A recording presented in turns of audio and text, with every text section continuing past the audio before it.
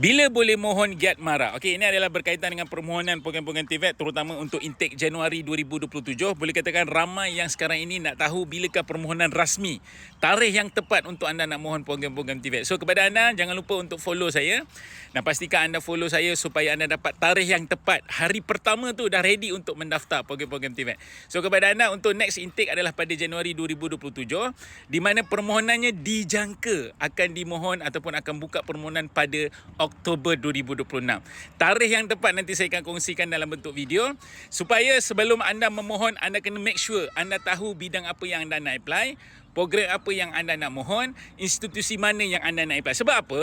Dalam UP_TVET pada intake Januari 2027 di mana permohonannya akan dibuka pada Oktober 2026, hanya 5 program sahaja yang anda boleh pilih. Dan 5 program tersebut, make sure anda kena tahu 5 program itu kemungkinan anda boleh dapat 5 program. So pastikan anda pilih program yang betul-betul anda nak.